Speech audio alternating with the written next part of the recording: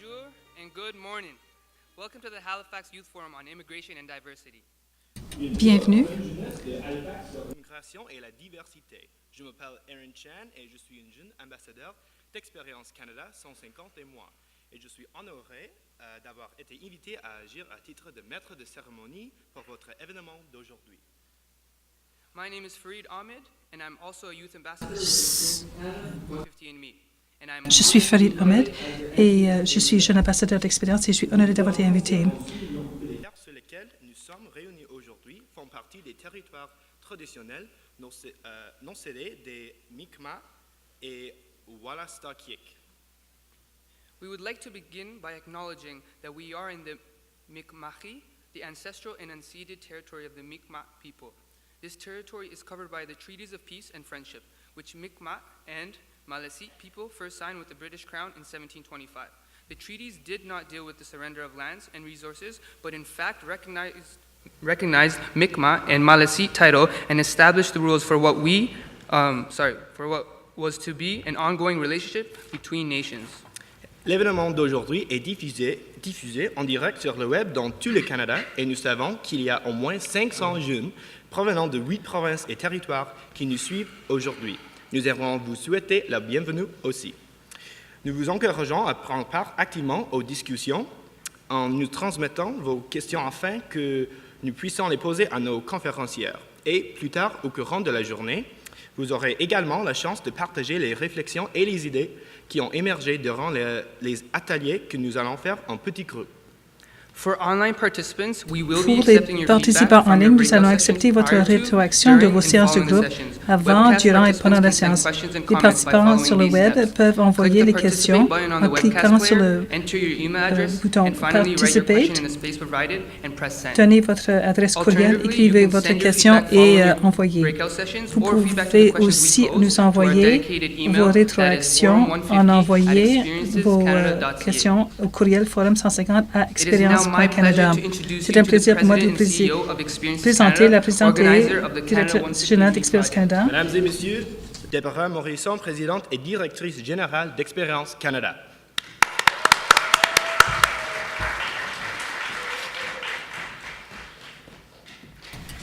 It's great to be here in Halifax Je suis and ravie in this d'être ici à beautiful Halifax et historic dans site that so many ce site people, historique where so many people took their où first ainsi grand steps nombre towards de personnes ont pris becoming leurs premiers Canadians. pas vers Just le as it's Canada. been for so many Comme others, ça a été we pour hope beaucoup that d'autres, your nous day here espérons que today votre will journée be just the passée ici beginning of sera many new le opportunities début for de you. beaucoup d'occasions pour Le vous. projet Canada 150e et moi a commencé par une idée toute simple, il y a plus de 5 ans.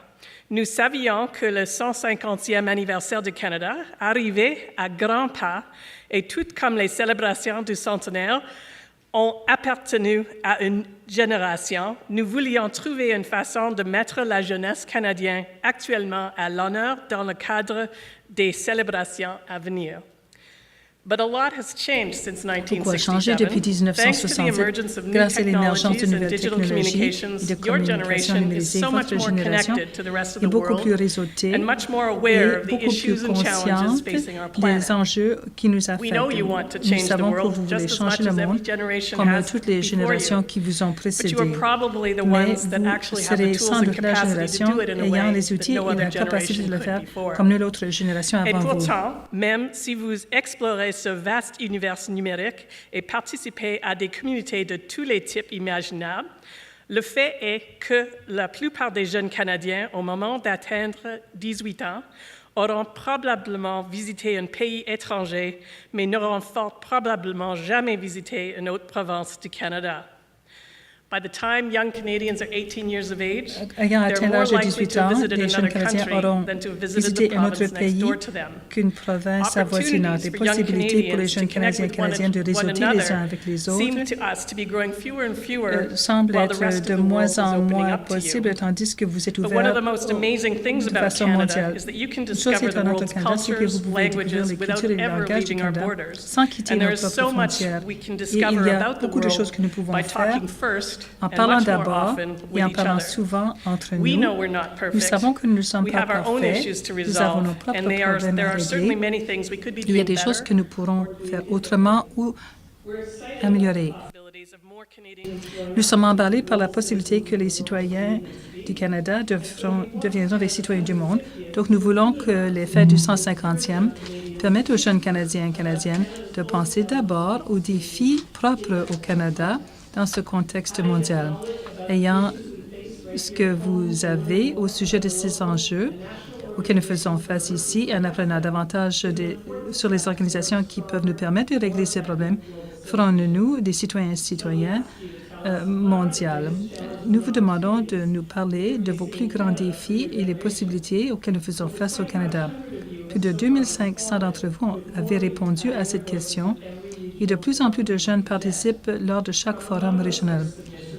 Grâce à ces premières soumissions, nous avons choisi 150 jeunes qui se sont déplacés à 4 endroits pour s'intéresser davantage et approfondir leurs connaissances. 37 de ces jeunes, dont le travail a été affiché à l'écran ce matin, passeront la semaine entière à Halifax en apprenant davantage sur les thèmes de l'immigration et de la diversité pour aider à rétablir les nouveaux arrivés dans leur nouveau domicile.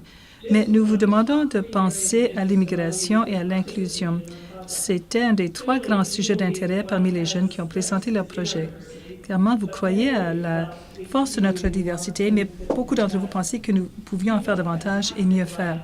Nous avons des conférenciers d'honneur.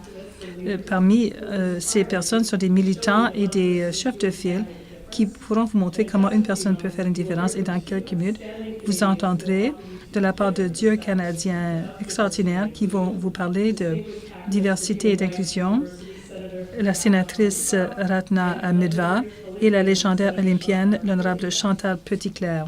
Une partie importante de notre projet consiste à créer des liens entre les jeunes Canadiens et des leaders et militants exemplaires qui travaillent actuellement dans ces domaines et à reconnaître les contributions des Canadiens qui désirent véritablement une patrie meilleure. Nous sommes fiers de nous être associés à l'Ordre du Canada pour célébrer leur 50e anniversaire cette année et mettrons en vedette des membres de l'Ordre dans tous nos événements. Mais en bout de ligne, ce sont vous, les vedettes de notre forum. Nous avons consacré tout ce temps et ces efforts à créer ces forums afin d'écouter vos idées, vos préoccupations et de partager vos voix avec les autres citoyens et citoyennes du Canada. Aujourd'hui, nous allons choisir 38 d'entre vous parmi ceux qui sont ici et en ligne pour participer à la délégation de 150 jeunes de partout au Canada qui se rendront à Ottawa du 24 juin au 2 juillet pour participer au Forum national de la jeunesse et des célébrations de la Fête du Canada. En bout de ligne, vous nous allez permettre de créer un rapport de marque sur les possibilités et les enjeux qui intéressent les jeunes du Canada. Alors, faites quelque chose qu'on vous dit souvent de ne pas faire. Parlez souvent et parlez fort. Je vous souhaite une journée extraordinaire.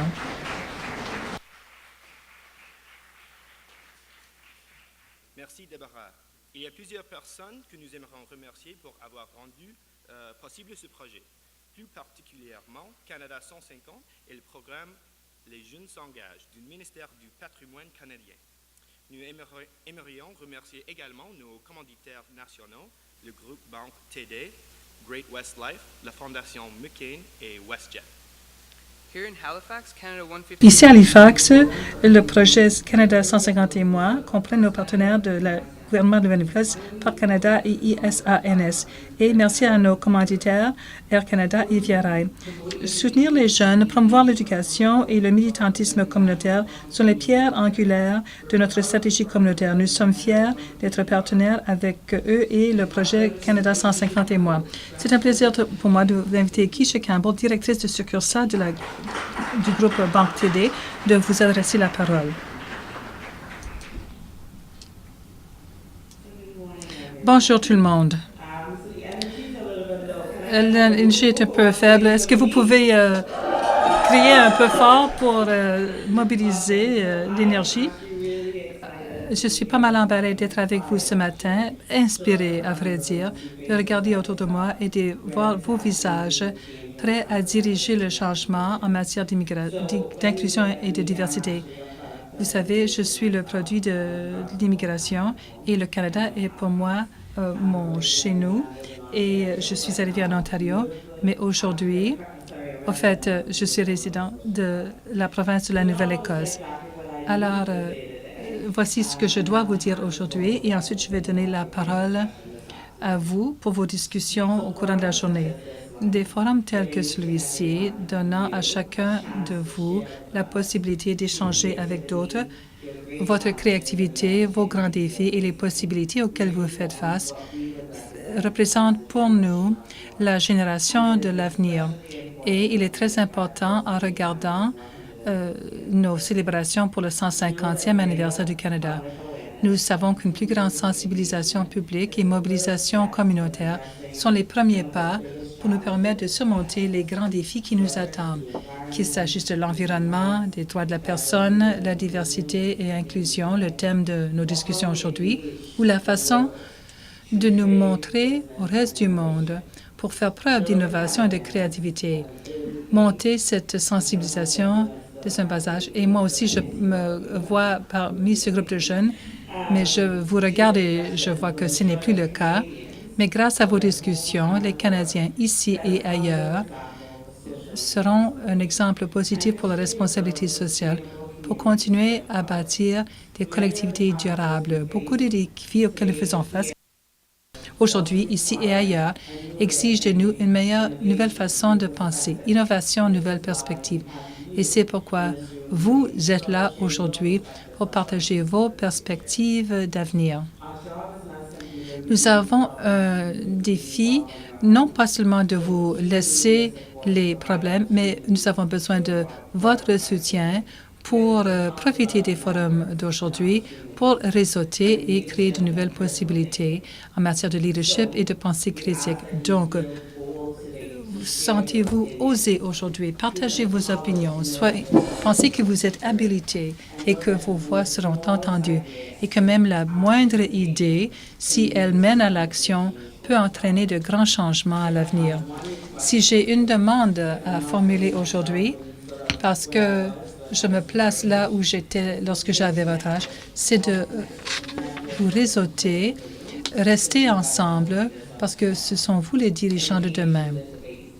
Participez aux délibérations, encouragez-vous les uns les autres, mettez au défi les opinions qui sont présentées parce que, je répète, ce sont vous les voix de l'avenir. Je suis pas mal emballée par l'avenir et je vous remercie de m'avoir donné l'occasion, en tant que représentant du groupe TD, mon employeur depuis les 13 dernières années, de venir vous parler aujourd'hui. Je vous souhaite une journée très réussie et bonne chance aux 38 d'entre vous qui participeront aux activités d'avenir. Bonne journée à tous. Merci encore, Keisha Campbell. Nous apprécions beaucoup votre soutien. It is now my pleasure to welcome C'est un plaisir pour moi de vous souhaiter la bienvenue à la directrice générale, Mary Chapman. Elle est directrice générale du Musée canadien de l'immigration.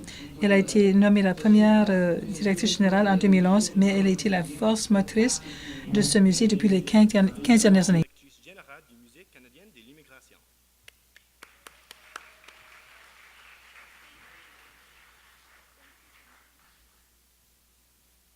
Welcome, everyone. Good morning.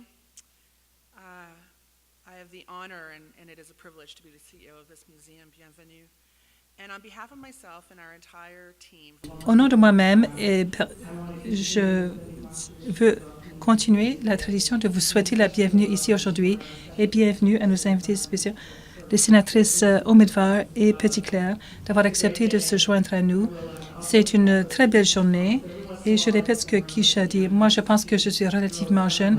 Mon fils qui a 16 ans me le rappelle autrement, mais je vois l'énergie dans cette salle qui saura nous profiter. J'ai pensé à votre forum un peu et j'aurais voulu que Ruth Goldblum soit là. Elle était présidente de la société Quai 21 et la force motrice derrière la création de ce qui est aujourd'hui le Musée canadien de l'immigration du Quai. Mais c'était une remise où se trouvaient des artistes.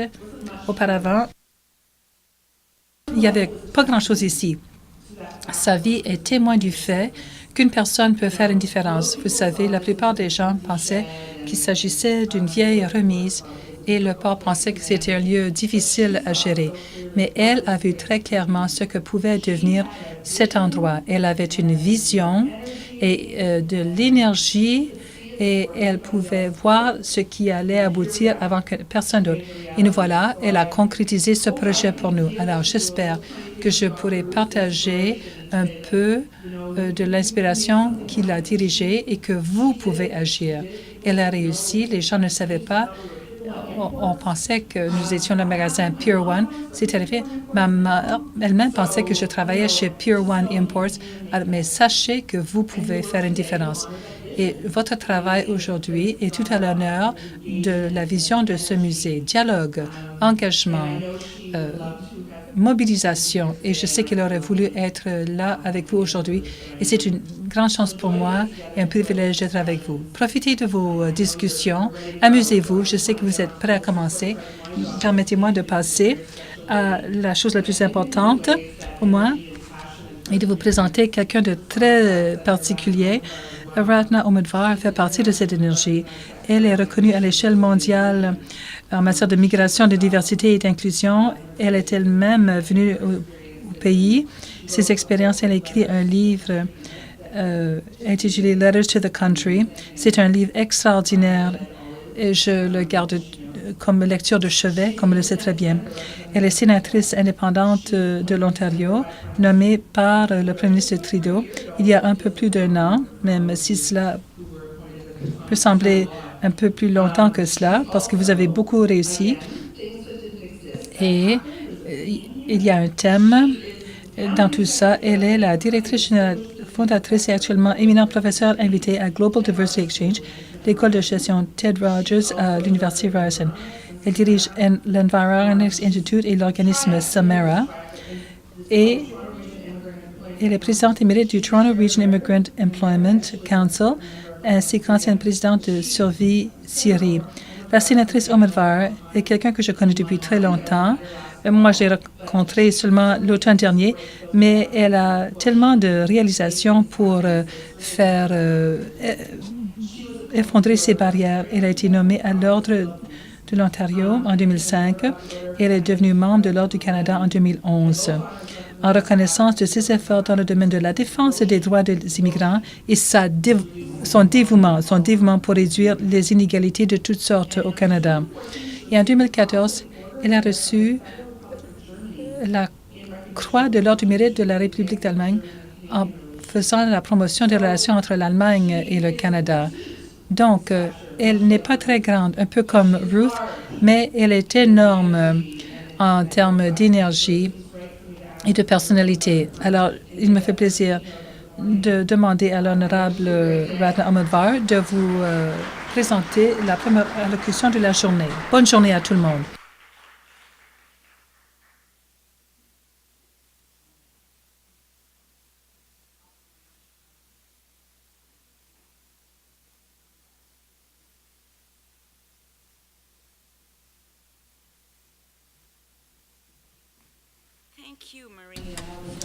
Merci Maria. Quelle belle présentation. Oui, vous avez dit que je suis petite, mais je dois vous dire quelque chose que ma grand-mère m'avait dit. Elle habitait un petit village tout poussiéreux d'Inde. Elle dit que les meilleures choses, elles sont petites, parce que moi, je souffrais d'être petite, pour ainsi dire. Il y a peut-être de jeunes filles, de jeunes garçons qui comprennent cela. Mais vous êtes beaucoup plus que votre corps physique. Et je suis certaine qu'on va en parler davantage. C'est vraiment merveilleux que vous soyez réunis ici pour parler de l'immigration et de la diversité, ici, dans ce beau musée. Si vous avez le temps, et je vous encourage à trouver le temps, de lire les histoires des gens qui sont arrivés il y a des années, qui ont transité par ce bouquet. Cette conversation que vous avez est très importante aujourd'hui, parce qu'il y a beaucoup de parties du monde qui ferment leurs yeux, leur cœur, et parfois, il semblerait que le Canada soit seul en accueillant tout le monde. C'est une histoire exceptionnelle. mais nous sommes appelés à faire preuve de leadership exceptionnel, de comprendre ce qui nous réunit malgré toutes nos différences. Et qui sont les leaders exceptionnels de l'avenir, vous les jeunes. Moi, je crois fermement que le récit donne un peu de contexte au sujet qui vous intéresse. Et cet endroit renferme beaucoup d'histoires. Je vous encourage à lire les histoires des gens qui sont arrivés, ils n'avaient absolument rien. Ils ont bâti une vie pour leurs enfants, leurs petits-enfants, pour eux-mêmes. Et en se faisant, ils ont bâti ce beau pays. Mais il y a un récit commun, un thème commun de chaque immigrant, de chaque immigrante. Je parle donc des 5 chapitres de l'histoire des immigrants. Et le premier chapitre, on parle toujours de la fuite si on recherche la sécurité, ou un départ, peut-être le deuxième chapitre, l'arrivée. Le troisième chapitre, et c'est très commun, le rejet. Vous allez connaître le rejet. Le quatrième chapitre, le renouvellement. Et le cinquième chapitre est ce que j'appelle rédemption. Je vais vous raconter mon histoire dans ces 5 chapitres. Nous n'avons pas beaucoup de temps. Donc, mon histoire a commencé en Iran, où j'habitais avec mon partenaire et un jeune âgé d'1 an. Et c'était en 1979-80. Donc, à ce moment-là, il y a eu une révolution. Et nous étions des gens ordinaires, des gens vraiment ordinaires. Nous n'étions pas du tout politisés.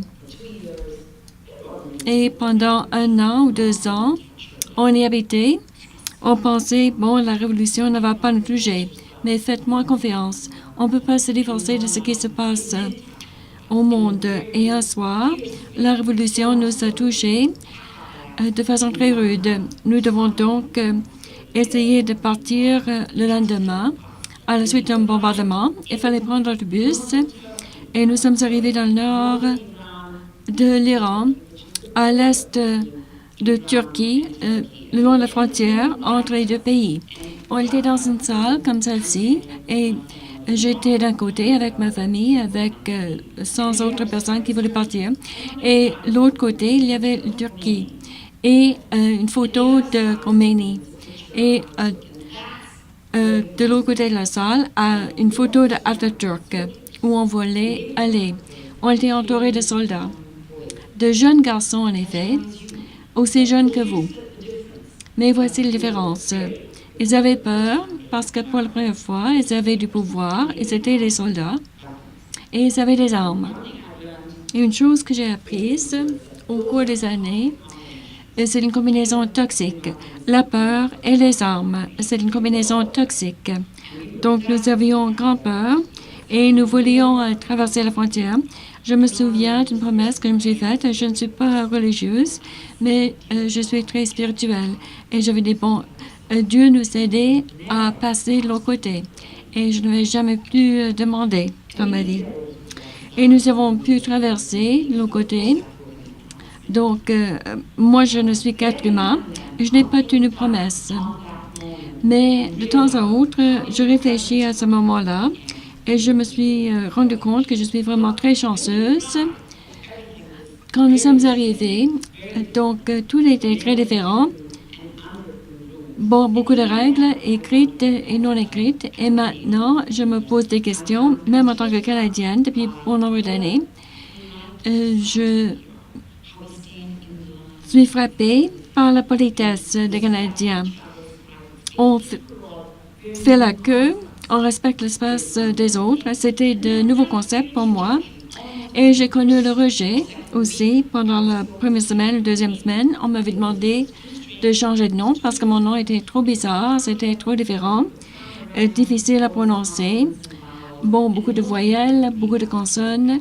Et ce qui était plus important, on m'avait dit que je n'aurais pas d'emploi à cause de mon nom parce que mon nom était vraiment bizarre. Et à ce moment-là, j'ai réfléchi. Donc, on arrive avec rien. Il est surtout important d'avoir l'emploi. Et je me suis donné un nouveau nom pendant 3 jours. Et j'ai pratiqué tous les jours. Un jour, j'étais Rita, le lendemain, Rosa, et le 3e jour, Rhoda. Mais au bout du compte, je ne pouvais pas le faire. Mon nom, c'est comme la couleur de ma peau. Comment est-ce que je pourrais rejeter mon nom? Donc, j'ai gardé mon nom. Mais j'ai changé beaucoup de choses à mon endroit. Et c'est la partie renouveau. J'ai changé ce que je fais. Pour une raison assez bizarre. Bon, je suis enseignante de littérature allemande. Qui l'aurait cru? Mais j'avais décidé que personne ne voudrait apprendre l'allemand à une femme indienne arrivée de l'Iran en tant que réfugiée. Donc, je me suis réinventée. Et c'est bien mon histoire, et c'est une histoire qui est commune à beaucoup de gens. Et j'ai pu réfléchir, et je trouve que c'est un sujet très important. Le Canada a toujours été et sera toujours un pays d'immigrants. Donc, je vous donne une métaphore de la maison du Canada. Et je présente souvent cette métaphore pour décrire notre société. Donc, pensez au Canada comme étant une maison qui a une bonne fondation, très solide, beaucoup de portes, beaucoup de lumière, mais qui a un toit protecteur. Et la fondation de la maison, il y a 2 principes. Tout le monde est égal, peu importe d'où vous venez ou quand vous êtes venu. Nous sommes tous égaux. Nous sommes tous égaux en tant que citoyens et citoyennes. Et la 2e fondation, les citoyens et les citoyennes peuvent prospérer quand les immigrants peuvent intégrer le pays. Donc, obtenir la citoyenneté plus vite, c'est meilleur pour les nouveaux arrivants, pour les immigrants, c'est meilleur pour le Canada. Mais nous avons aussi besoin de protection. Notre maison a un toit très solide, protège les gens du tort des gens qui veulent tricher, qui veulent mentir pour pénétrer notre maison. Donc, c'est la maison construite par le Canada. Et j'espère que pendant la célébration du 150e anniversaire, vous allez contribuer à cette maison de façon différente. Vous allez peindre un mur, vous allez mettre un nouveau tableau. Et c'est quelque chose qui est vraiment essentiel au rêve canadien. Quand nous arrivons en tant qu'immigrants et immigrantes, nous serons des invités, des convives. Pour commencer, on va s'asseoir près de la porte, mais avec le temps, on va devenir plus à l'aise. On apprend comment faire fonctionner la vaisselle, comment faire de petites préparations. Et à un moment donné, on se dit, bon, c'est notre maison. Nous allons remplacer les meubles, nous allons peindre la maison d'une autre couleur parce que nous sommes des Canadiens et des Canadiennes, tous et toutes sur un pied d'égalité. Merci.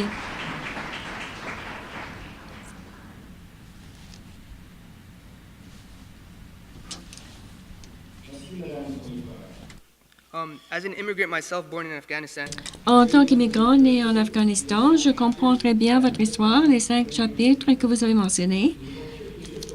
Questions. Nous invitons celles et ceux qui souhaitent poser une question de se mettre en file devant l'une ou l'autre des jeunes ambassadeurs ou ambassadrices qui ont les micros. we now invite those of you who want to ask questions to come. Si vous voulez poser des questions, on vous demande de faire la queue devant l'un ou l'autre des ambassadeurs qui ont des micros. Et la chance de poser leurs questions, nous vous demandons de poser une question courte. Nous allons prendre la question de plusieurs jeunes, puis nous allons donner le micro à Mme Amidvar. Pour ceux et celles qui participent en ligne, envoyez vos commentaires et vos questions.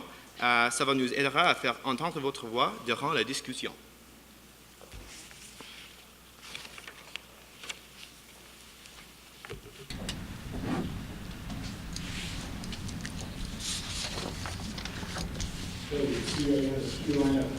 Bon, nous avons déjà quelques personnes qui voudraient poser des questions. Commençons ici. Bonjour. J'aime beaucoup votre analogie de la maison. Les immigrants peuvent venir et dire que c'est leur maison aussi. Et je me demande si vous avez des conseils à donner aux jeunes pour que les immigrants se sentent que c'est leur maison, qu'ils peuvent remplacer les meubles ou peindre le mur d'une autre couleur. Bon, on vous demanderait de répéter la question. Bon, je crois avoir compris la question. Bon, il y avait toute une partie de mon discours que j'avais décidé de ne pas prononcer parce que j'avais décidé de passer aux questions. Bon, je crois qu'il y a deux choses que vous pouvez faire. Tout d'abord, la diversité est une caractéristique de la démocratie. En elle-même, elle n'est pas intéressante, mais elle devient intéressante si vous tracez la voie de l'inclusion. Plutôt que de parler de valeurs, etc., je préfère voir les gens poser des gestes concrets. Vous avez parlé de gestes concrets. Les meilleurs conseils que je pourrais donner aux jeunes est de voyager. Allez et faites l'expérience du monde. Et je ne parle pas d'une visite de 21 jours de l'Europe. Allez étudier ailleurs. Bon, je suis très troublée par le fait que le nombre de jeunes Canadiens et jeunes Canadiennes qui vont outre-mer pour étudier chute de façon constante. C'est peut-être un problème de politique. Chantal et moi, nous pourrons peut-être trouver une solution. Mais je crois qu'il est très important de connaître le monde dans toute sa gloire et avec tous ses défis. À votre jeune âge, je vous encourage à aller voir le monde. Courez le risque. Apprenez à tomber et à vous redresser. Oui, est-ce que j'ai répondu à la question? Oui, très bien, merci. Bon, de ce côté-ci, bonjour. Mon père est né en Irlande, il est venu au Canada. Et moi aussi, j'ai la difficulté avec des gens qui prononcent mal mon nom de famille. Et je me demande ce que vous dites aux gens qui vous disent qu'ils préfèrent que vous choisissiez un autre nom. Comment surmonter de tels obstacles pour avoir un emploi, par exemple? Bon, à vrai dire, je suis étonnée de savoir que les gens font preuve de manque d'attitude politique. Parce que ce n'est pas approprié de demander aux gens de changer leur nom. Mais les preuves, par exemple, les preuves récentes de l'Université de Toronto laissent entendre que les gens qui n'ont pas un nom canadien seront à un désavantage lors des entrevues, de l'ordre de 30 à 60%. Bon, si vous avez un nom comme le mien ou un nom comme le vôtre, bon, les chances que vous allez avoir une entrevue est de 30% de moins. Et ça va de 30 à 60%. C'est un vrai obstacle. Mais votre nom, ça vous appartient personnellement. Il ne faut pas perdre votre nom. Donc, profitez de chaque instant pour apprendre aux gens comment faire. Et parfois, lors d'une réunion de comité, j'arrête le déroulement pour dire comment prononcer mon nom. On me dit va. Donc, ça va peut-être vous aider. Et voilà ce que je vous propose de faire. Merci beaucoup. Bon, je vous rappelle, si vous participez en ligne, envoyez vos questions, vos commentaires, et on va les lire, on va les intégrer à la conversation. Oui, nous avons une question de Grace. Le Canada et les États-Unis sont des voisins. On fait souvent des comparaisons, mais les politiques en matière d'immigration de M. Trudeau et M. Trump sont très différentes. Croyez-vous qu'à un moment donné, il y aura une politique uniforme sur l'immigration qui sera pratiquée par tout le pays? Donc, croyez-vous qu'à l'avenir, il y aura une politique en matière d'immigration qui soit acceptée universellement et pratiquée par tous les pays occidentaux? Bon, à savoir s'il y aura une politique universelle sur l'immigration, non, je ne crois pas qu'une telle politique existe parce que les pays, les États ont le droit de déterminer qui va arriver au pays dans quelles conditions. Nous avons quand même les Nations Unies. Les Nations Unies élaborent des normes et des pactes internationaux pour reconnaître les droits des réfugiés et les droits d'immigration. Il y a donc une différence entre les normes et les aspirations, les arrangements multinationaux. comme on voit aux États-Unis. Mais il y a aussi des différences entre les pays qui ont le droit de prendre la décision. Je dois dire que le Canada et les États-Unis sont complètement différents. Et nous avons toujours été différents. Nos histoires sont racontées de différentes façons. Nous sommes très fiers du fait que nous sommes une société multiculturelle. Mais eux, ils se prennent pour creuser. Tout le monde devient américain. Mais ici, tout le monde devient canadien ou canadienne. Mais nous sommes fiers d'être ici. Et c'est toujours ma marque personnelle. Moi, je suis d'ici, je viens d'ailleurs, et c'est bon pour le Canada. C'est une perspective internationale. Oui, de ce côté-ci, je me demande quel changement vous avez vu à l'échelle nationale et internationale depuis que vous êtes au Canada. Comment le dialogue a-t-il changé?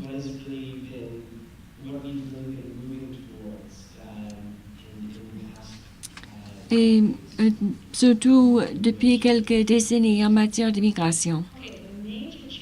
Bon, le changement le plus important au Canada, bon, nous allons parler du Canada, c'est la composition démographique de l'immigration après 1980.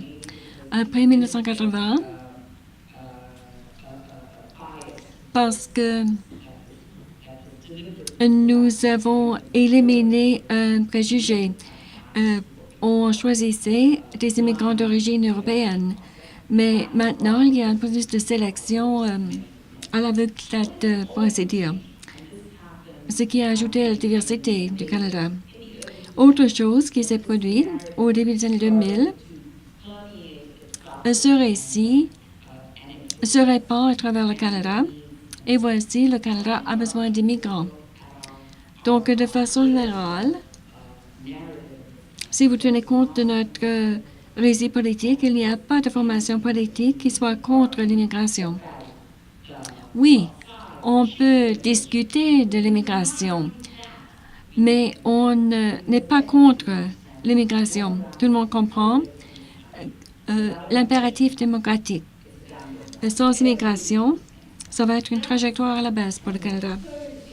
Et une troisième chose qui s'est produite, la compréhension lente, et je suis contente d'avoir joué un rôle à cet égard. Si les immigrants réussissent, le Canada réussit. Si les immigrants échouent, le Canada échoue. Et c'est donc un récit qui est très sain. Mais on n'habite pas le pays des rêves en matière d'immigration. Il y a beaucoup de gens qui sont pro-immigration, pro-mondialisation, pro-droit de la personne. 30% de notre population est dans cette catégorie. Un autre 30% contre la mondialisation, contre l'immigration. Ils ont déjà assez de la diversité, mais c'est le 30% au milieu qui est important, qui va en effet décéder. Bon, il faudra que je donne des réponses plus courtes. Dans l'Ouest canadien, il y a une population assez importante qui ne voit pas l'immigration comme étant salubre, surtout les communautés rurales et agricoles de l'Ouest. Et dans ces communautés rurales et agricoles, l'immigration est un sujet très controversé. Donc, qu'est-ce que vous proposez pour aider les gens de l'Ouest d'accepter l'immigration à plus grande échelle? Bon, je crois que leur propre prospérité est liée à l'échec ou la réussite des immigrants. Parce qu'ils perdent de la population. Et c'est un fait bien connu. Moi, je suis venue à Halifax à plusieurs reprises pour parler au gouvernement, pour expliquer non seulement comment attirer les immigrants, mais les retenir. Nous devons faire attention au Canada. On ne veut pas devenir une histoire de centre multiculturel urbain et le reste du Canada. Donc, je comprends ce que vous voulez dire et je crois que l'intérêt particulier l'emporte surtout. Comment l'immigration pourrait être bonne pour votre économie, pour votre petite ferme, pour votre collectivité. Et c'est ça le récit plus important. Une autre question qui nous vient. Pourquoi y a-t-il beaucoup de gens qui craignent des immigrants et comment pourrait-on minimiser ces craintes? Je ne suis pas certaine d'avoir compris. Pourquoi croyez-vous que les gens continuent d'avoir peur des immigrants malgré les nombreux avantages et comment pourrait-on minimiser ces craintes? Bon, je crois que les Canadiennes doivent comprendre que si les gens veulent vraiment nuire au Canada, il y a des façons beaucoup plus faciles de faire que de devenir migrant et immigrante. Et je voudrais vous dire, et à la personne qui a posé les questions, que le niveau de triage, le niveau des qualifications, le niveau de test, surtout des réfugiés quand ils arrivent au Canada, ces critères sont très stricts. Donc, vous avez les États-Unis qui s'intéressent à la sécurité et le Canada. Nos processus représentent une image miroir. Et quand c'est la dernière fois qu'un immigrant représente une menace pour le Canada? Mais ça fait partie du contexte international de peur. Et nous devons réagir contre. Nous n'avons pas cette histoire. Je ne dis pas qu'il n'y a pas des gens qui voudraient nous nuire. Mais faire le lien automatique avec l'immigration, comparativement à ce qui se passe au Royaume-Uni et en France, c'est le manque d'intégration. Le Canada réussit bien par rapport à l'intégration. Les deux anciens gouverneurs généraux étaient des immigrants, piqués souvent. C'est généraux. Le directeur général de TD est né en Afrique. C'est important que je sois sénatrice. Nous avons des modèles. Et quand les immigrants réussissent, ils ont un sentiment d'appartenance. C'est peut-être une aspiration de ma part, mais j'y crois fermement. Thank you. Merci. Malheureusement, nous n'avons plus de temps, mais avant de nous quitter, j'aimerais demander à Lucas Galland de s'avancer et de vous remercier au nom de ce forum jeunesse.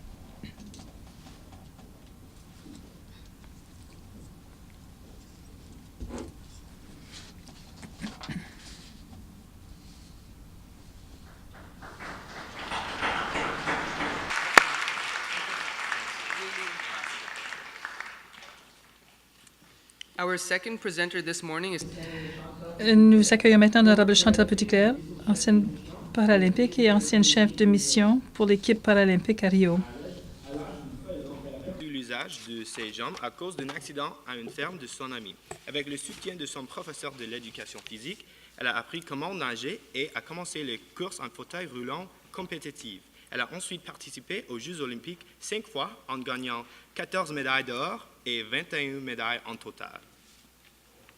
in 2010. Senator Petitclerc was En 2010, elle a été nommée compagnon de l'Ordre du Canada pour ses réalisations et connue à l'échelle mondiale pour avoir inspiré les Paralympiens. Veuillez souhaiter la bienvenue à l'honorable Chantal Petitclerc.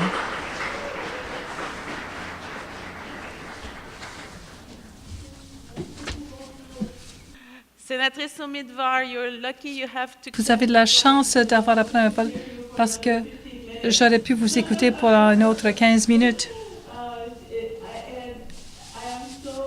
Je suis tellement ravie d'être avec vous ce matin et tellement inspirée par ma collègue, la sénatrice Umidvar. Et je voulais commencer un discours qui pourra continuer. Elle parle de l'immigration. Moi, je voulais parler de la diversité en ouvrant une toute autre parenthèse, mais en bout de ligne, j'aimerais partager avec vous et communiquer ce message qui, j'espère, sera resté en vous.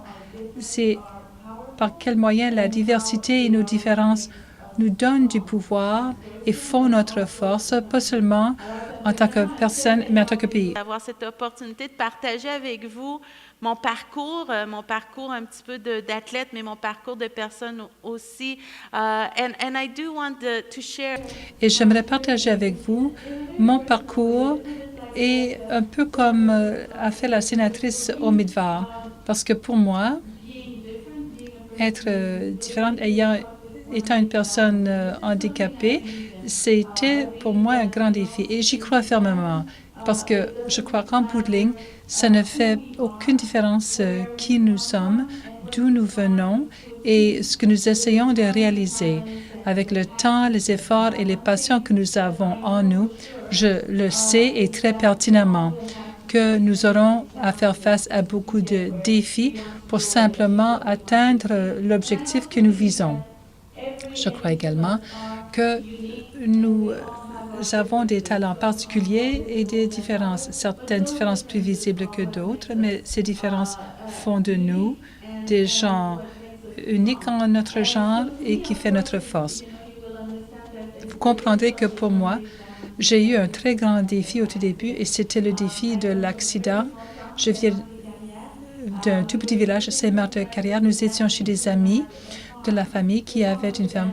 La ferme était abandonnée, une ferme désaffectée. Dès que nous sommes arrivés, j'avais 13 ans, et dès que nous sommes arrivés à la ferme, les parents nous ont dit très clairement que nous, les enfants, n'étions pas autorisés à jouer parce que c'était une ferme abandonnée et dangereuse. Alors, bien sûr, parce que j'étais jeune et très jeune, la toute première chose que nous avons décidé de faire, c'est de ne pas écouter nos parents et nous sommes allés jouer.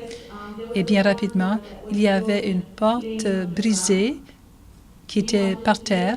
Nous voulions soulever la porte de grange et placer quelque chose, une boîte sous, pour en faire une rampe pour faire sauter nos bicyclettes.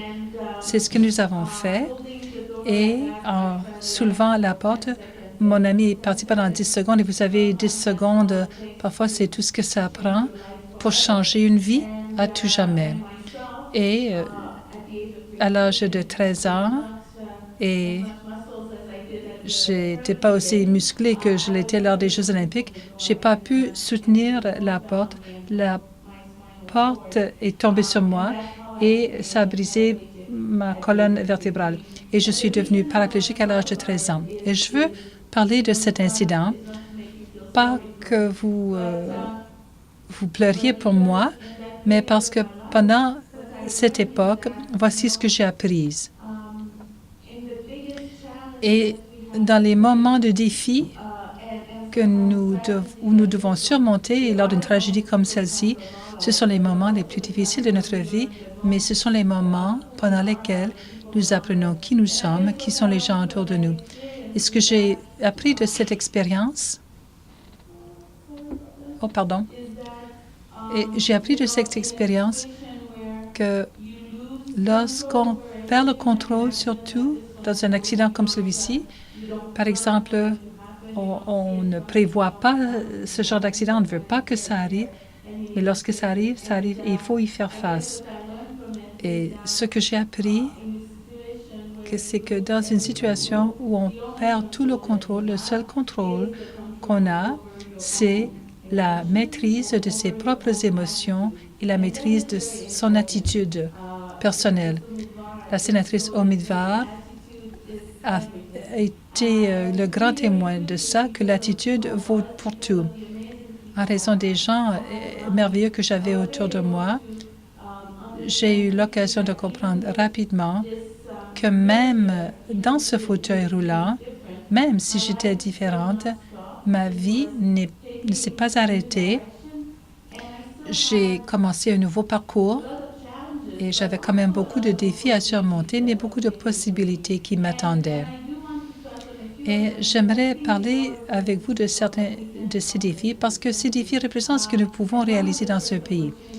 Et la première occasion qui s'est présentée à moi, c'était dans le domaine des sports et de la course en fauteuil roulant. Je pourrais vous parler pendant 1 heure de temps sur mes 5 Jeux olympiques parce que j'aime beaucoup parler de ces moments-là. Mais j'aimerais simplement ajouter que le jeu ou les sports sont devenus importants pour moi. J'avais besoin d'un nouveau défi. J'avais accepté que je serais handicapée et que ce serait la meilleure aventure de ma vie que de devenir un athlète paralympique, de représenter le Canada pendant 5 Jeux paralympique, sénatrice Omidvar a parlé de voyager et ce sont des sports qui m'ont permis de voyager partout au monde, de l'âge de 19 ans jusqu'à ma retraite à l'âge de 40 ans. Et ces voyages m'ont permis de voir le monde, mais aussi d'atteindre mes limites. Vous savez, j'ai pris ma retraite avec 21 médailles paralympiques. Et tout le monde va parler de ces médailles, bien sûr.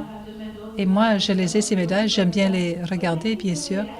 Mais je pense que tous les athlètes vous diront que ce que vous apprenez dans vos activités, vous apprenez d'abord à représenter votre pays, à gagner ces médailles. Et c'est ce qui fait la différence. Et c'est ce qui est important.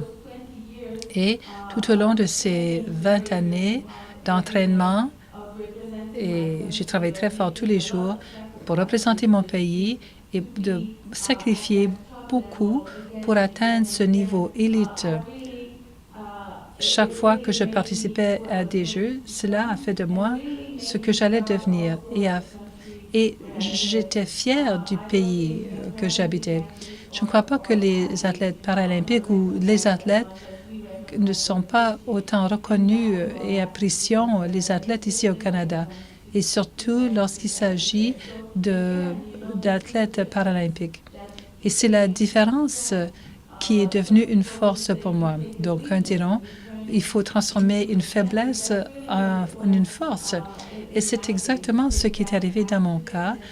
J'ai fait de cet accident et de ce handicap le moment pour aller jusqu'au bout de mes forces pour amener à participer à ces aventures.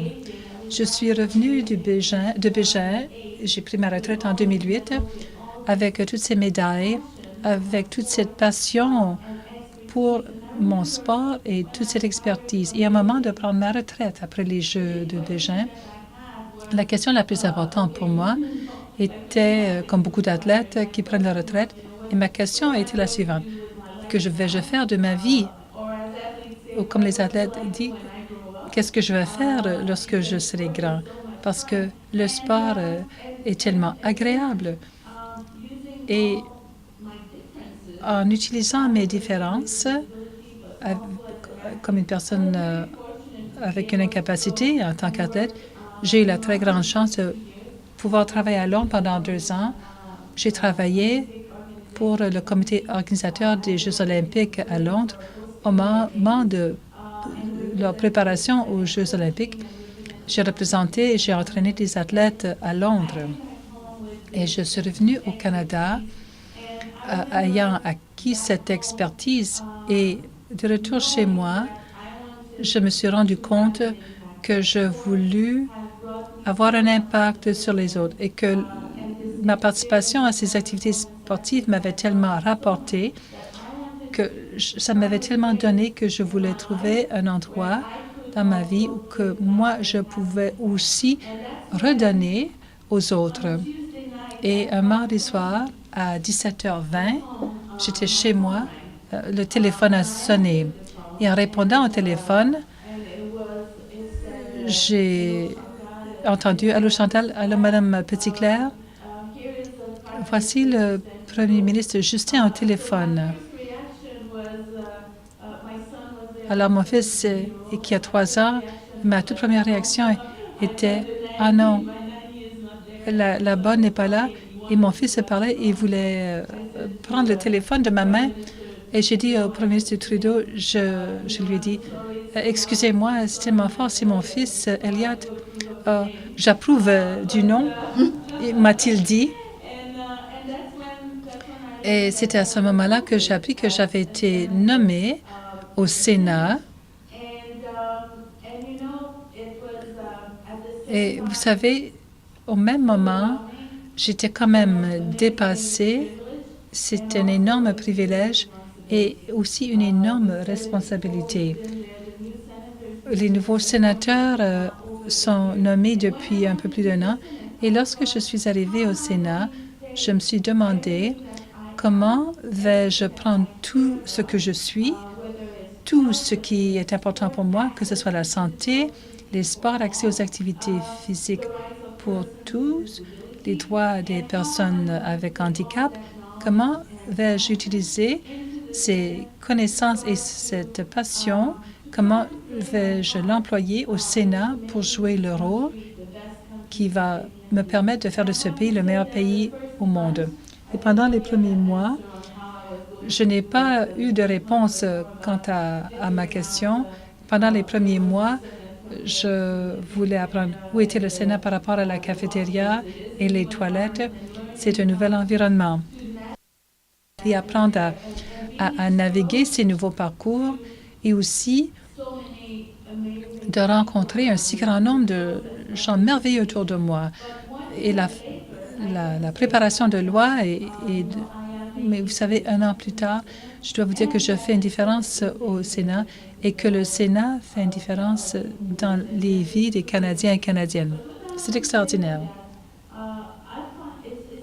Mais j'aimerais ajouter, il y a 2 choses. D'abord, on est là pour parler de la diversité.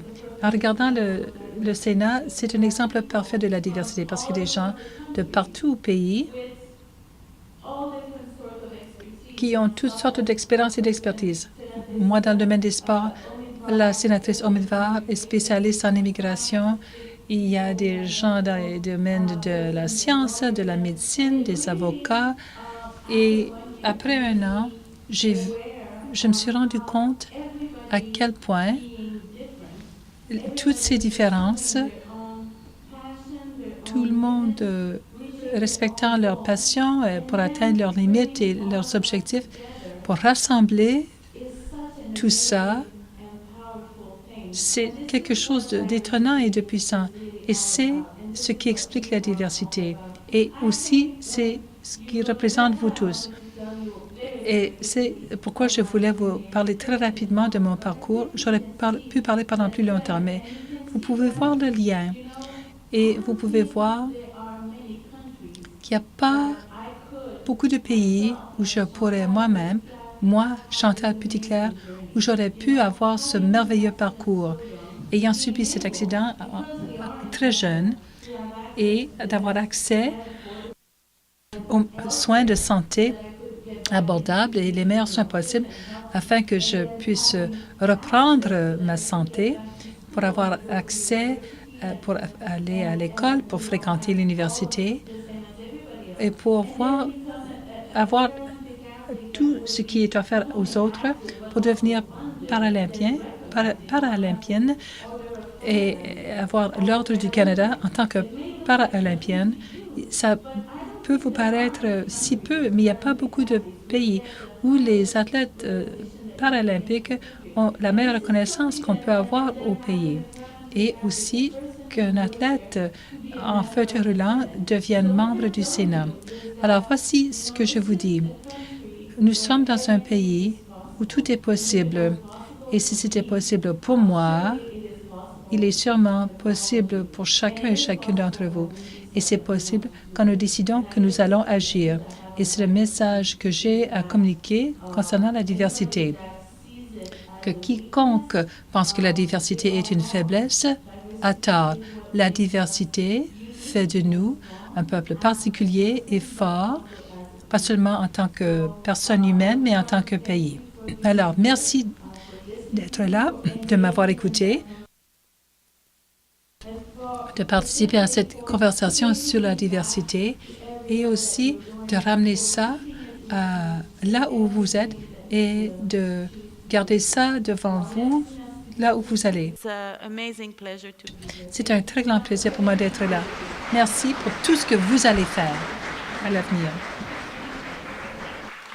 Thank you. Merci. Merci, Madame Petit. Encore, nous invitons celles et ceux qui souhaitent poser une question de se mettre en file devant l'une ou l'autre des jeunes ambassadeurs ou ambassadrices qui ont les micros. Once again, we would like to invite those of you. Nous vous invitons qui souhaitez poser une question de se mettre en file là où sont les ambassadeurs, ambassadrices jeunesse qui ont les micros. Et nous vous demandons également de poser des questions brèves afin d'accepter plus de questions. Nous allons d'abord vous demander de poser vos questions d'abord. Ensuite, nous allons demander à la sénatrice de répondre à vos questions. Pour ceux d'entre vous qui êtes en ligne, envoyez-nous vos questions et commentaires et nous allons les ajouter à la conversation. Donc, d'abord, bonjour. Ma question est celle-ci. Et dans cette communauté de Paralimpiens, comment avez-vous communiqué avec vos athlètes et qu'est-ce qui vous a permis de progresser grâce à l'exemple de vos pères athlètes? Quel conseil donnerez-vous quant à éduquer les autres étudiants et étudiantes au sujet des personnes qui ont des handicaps? Je sais que beaucoup de gens font attention aux gens handicapés et ils sont gentils, mais ils ne savent pas comment agir ou réagir. Alors, quel conseil pouvez-vous nous donner quant à la sensibilisation du grand public? Merci. Quand on parle d'inspiration, vous savez, moi, j'ai été inspirée par des athlètes paralympiens et Rick Hansen,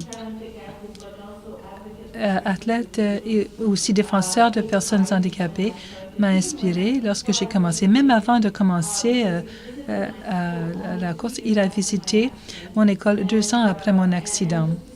Et de le voir, parce qu'à l'époque, il faisait une tournée mondiale pour sensibiliser le monde à l'endroit des blessures à la colonne vertébrale et de penser que quelqu'un en fauteuil roulant pourrait voyager partout au monde seulement 2 ans après mon accident, je puis vous dire que c'était d'une grande inspiration pour moi et il m'a permis de croire que si lui pouvait faire ça, moi aussi, je pourrais le faire.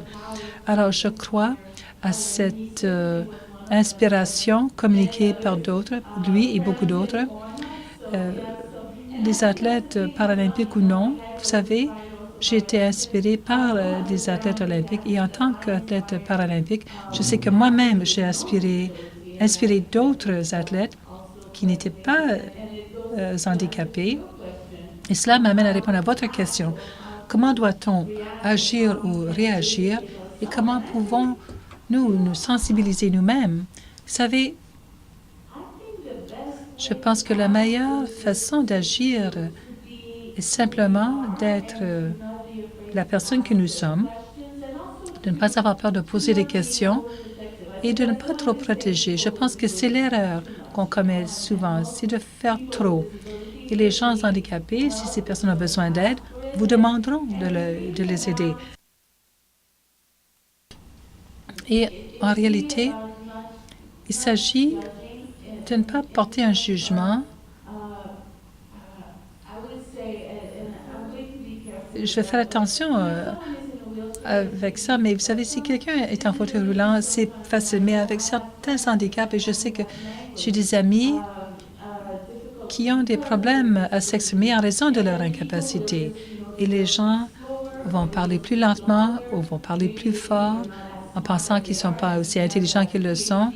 Et ces gens ont des doctorats en quelque chose. Alors, soyez ouverts qu'une incapacité physique, la plupart du temps, est simplement ça, une incapacité physique et rien d'autre. Alors, je dirais, soyez vous-même. L'éducation, la sensibilisation, c'est important, mais vous savez, être ouvert à la diversité est l'élément clé. Plus on voit les gens avec incapacité, qui ont accès à l'éducation, qui fréquentent l'école et qui travaillent, qui sont membres de la population active dans tous les environnements où nous sommes, je pense que cela peut changer les idées des autres. Merci. De rien. Nous avons des questions semblables de la part des gens en ligne. Alors, que pouvons-nous faire au Canada pour améliorer l'accessibilité pour les gens qui ont des handicaps? Je pense que beaucoup de choses sont actuellement en cours. Au départ, il faut avoir accès physique partout. Peu importe si on est éduqué ou si on a une passion pour quelque chose, si on veut aller en quelque part, il faut que cet endroit-là soit physiquement accessible. Et ça, c'est la première des choses. Et c'est facile à faire parce qu'on l'a fait à beaucoup d'endroits. Et la prochaine étape, c'est d'avoir un esprit ouvert. On voit, surtout lorsqu'il s'agit de la population active, les gens, et la façon que je le décris, Lorsque je parle aux personnes handicapées, je dis la porte n'est pas fermée, elle est entrouverte. Et c'est nous, en tant que personnes avec une incapacité, de l'ouvrir grand et de ne pas avoir peur et de faire comprendre aux gens que peu importe notre incapacité, bien souvent, c'est une question de s'adapter. Pour cette incapacité, c'est adapter un ordinateur, un tout petit changement qui permet à une personne handicapée de devenir membre à part entière et citoyen à part entière du Canada. Et j'aimerais ajouter qu'aujourd'hui, nous avons la ministre Paula Qualtrough, ministre du Sport et personnes handicapées. Elle-même, elle a un handicap visuel et avocate. Alors, je sais qu'elle traverse le pays en ce moment et organise un forum et elle fait des consultations publiques pour demander à notre population qu'est-ce qui devrait être accessible. Et grâce à cette consultation, il va y avoir un projet de loi d'ici 1 an. C'est quelque chose que nous n'avons toujours pas au Canada et je pense que cela entraînera de grands changements. Pour simplement combler les lacunes, éliminer les écarts entre l'éducation, accès au sport et aux activités. Alors, je pense que ce projet de loi de la ministre Qualtrough va simplement combler ces petits écarts qui existent toujours. 2 questions encore de chaque côté. Comment avez-vous surmonté le non et que vous avez pu être non seulement athlète, mais une femme au Sénat aussi? Je sais que beaucoup de gens, lorsqu'ils subissent un accident, veulent abandonner et pensent qu'ils ne peuvent rien faire quand ce n'est pas le cas. Alors, comment habiliter les jeunes qui ont subi un accident ou qui pensent comme ça? Merci pour ces questions.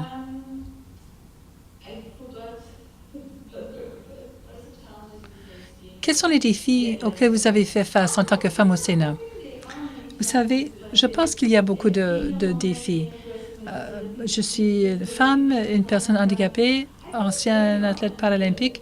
Souvent, les défis ou les barrières sont en nous plutôt que des barrières externes. Vous savez, lorsque je suis arrivée au Sénat, je me suis demandé If anybody knows in English how to translate that, you know, because I felt parce que je pensais que je ne suis pas avocat, je suis athlète, je suis dans un fauteuil roulant, je suis femme et je suis ici au Sénat. Mais on se rend compte encore une fois, c'est une question que de simplement ouvrir grand ces portes et parfois il n'y a pas beaucoup de femmes ou pas beaucoup de personnes avec handicap. Mais lorsqu'on sait ce qu'on fait, pourquoi on le fait et on a de la passion et on travaille bien et fort, tout le monde va reconnaître votre valeur. Et je pense que nous devons faire confiance à ça. Nous devons faire confiance à ceci, que parfois c'est difficile et peut-être parfois c'est pas juste, des fois c'est pas juste du tout, mais en bout de ligne, c'est pas une raison de ne pas agir. Et c'est toujours l'approche que j'ai adoptée, même en réponse à la question de l'attitude après un accident, c'est la même chose. Vous savez, dans la vie, il va toujours être plus facile de se nommer victime et de blâmer les autres. Et dans certains cas, et nous allons trouver des excuses, peu importe, que ce soit le fauteuil roulant, moi je viens d'un petit village, ma famille n'était pas riche, nous pouvons invoquer toutes ces excuses pour ne pas se pousser nous-mêmes dans le dos. Mais ça ne nous rapporte rien. Et plus important encore, d'abord, ça ne va pas réussir et ça ne va pas nous rendre heureux et assurer notre épanouissement. Et c'est l'objectif principal. Mis à part la médaille, le succès, le bon emploi, mais en bout de ligne, vous voulez vivre une vie qui vous plaît, alors il est important d'avoir une bonne attitude. Peu importe si vous avez subi un accident, vous avez toujours 2 choix. Et ces 2 choix sont toujours en vous. que vous soyez, que vous adoptiez une attitude positive ou que vous choisissiez le négatif. Moi, je crois fermement que c'est le choix que nous avons devant nous.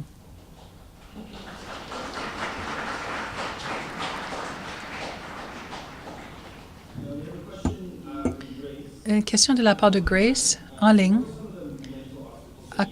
Quels sont les obstacles que vous aviez devant vous? Quelles sont les suggestions ou ce que vous avez à partager en guise de conseil avec les jeunes qui ont des handicaps aussi? La chose la plus importante lorsqu'on est victime d'un accident, et j'étais jeune, et c'était pendant l'été, entre l'école élémentaire et avant que je ne commence l'école secondaire. Et vous savez, il y a toutes sortes de gens autour de vous, mais de façon générale, il y a des gens qui vont vous dire que vous ne pouvez pas faire quelque chose, que vous ne pouvez pas faire ça en fauteuil roulant, que vous ne pouvez pas aller là. Les gens me disaient, ne mets plus l'accent sur les sports et en fauteuil roulant, va étudier quelque chose dans le domaine informatique parce que tu ne peux pas faire ça. Et ensuite, je suis devenue athlète. Alors, ça ne peut pas être plus physique que ça, où on va vous dire, tu ne peux pas gagner 5 médailles d'or, ça n'a jamais été une réalisation de votre sport, et ensuite, on le fait. On ne peut pas le faire avant que quelqu'un accomplisse. Et un ami à moi, Mark Tewksbury, nageur olympique, il a dit, peu importe ce que c'est dans la vie, vous pouvez être sûr et certain que quelqu'un en quelque part va accomplir ça et pourquoi pas vous. Et c'est ce qu'il dit souvent, pourquoi pas moi? Quelqu'un va accomplir ça, quelqu'un va gagner ses médailles, quelqu'un va faire défendre le record mondial, pourquoi pas vous? Pourquoi pas moi? Et la question est très simple et qui change tout en bout de ligne parce que c'est l'habilitation. Alors, je dis très rapidement après mon accident, et je ne sais pas si c'était un choix que j'ai fait à dessein, mais j'ai laissé les gens qui me disaient « tu ne peux pas faire ça, tu ne peux pas aller là, tu ne devrais pas, c'est dangereux ». Et je me suis rapprochée, je suis allée vers les gens qui me demandaient « qu'est-ce que tu veux faire? Qu'est-ce qu'on peut t'aider à faire? Quel est ton rêve? » Et que ce soit en tant qu'étudiant avec handicap ou plus tard en tant qu'athlète ou même plus tard en tant que sénatrice.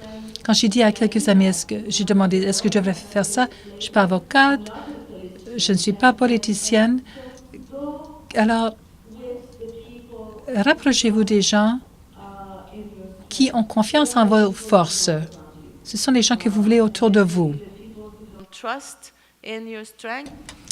Et les gens qui ne font pas confiance en vous, ce sont les gens dont vous n'avez pas besoin. Mais bon, en effet, c'était moi.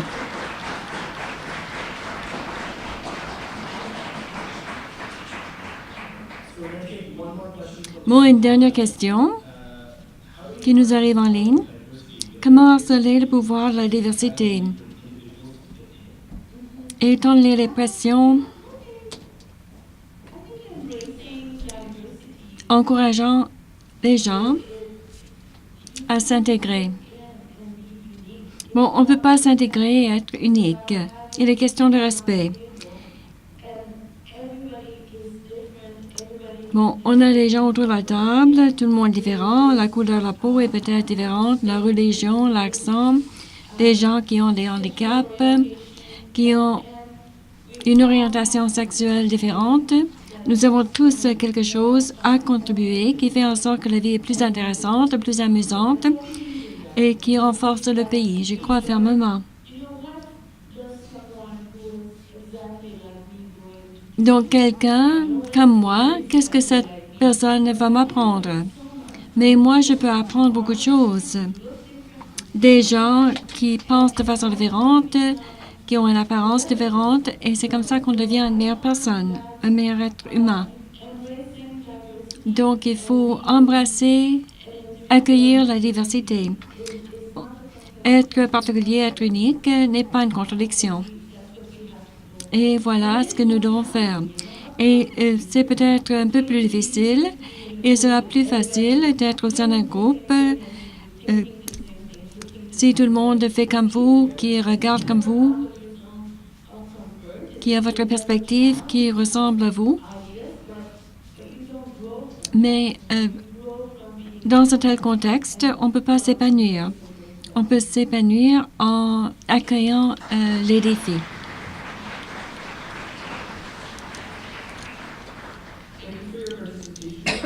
Bon, merci de votre participation. Malheureusement, nous devons mettre fin à la période de questions. Nous allons maintenant nous réunir en petits groupes pour échanger des idées. Mais avant de faire cela, je voudrais inviter Mme Smith-Mohammed à remercier Mme Petitclerc.